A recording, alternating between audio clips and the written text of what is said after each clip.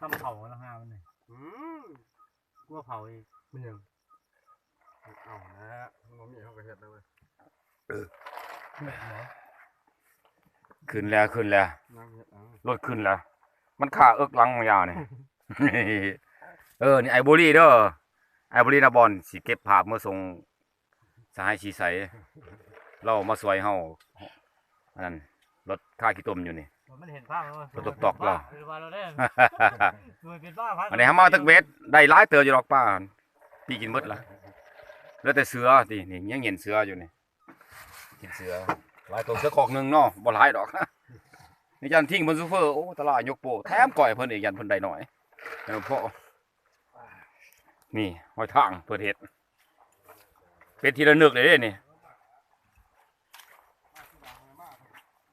เป็นทีละนึกแล้ว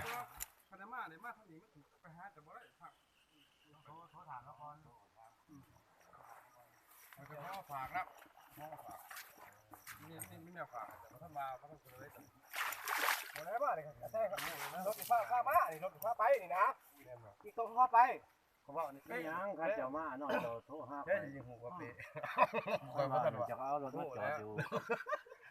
เก่งกระดาษบ้านเล่าก็เกิดจากกันทำมาย่ำฝนหักกับเข้าบ้านเลยมุ้ยปัญหาเขาว่าเนี่ยคนจะนุ่งเสือมาเพิ่นแล่นเขาไล่ก็แล่นเมื่อหดเที่ยงหน้าบอกกันฟางมานำเลิศสุดตำรวจเที่ยงหน้าเขาอยู่หิ้มบึ้งด้วยกันบ่ไหนจังน่ะโอ้ไก่ก็บึ้งบ่เบิ่งนั่นบ่ลวงนี่ปากห้องบึ้งไล่เขาเที่ยงหน้าเขาอยู่นั่นหมดจังน่ะก็ใหม่ร้าย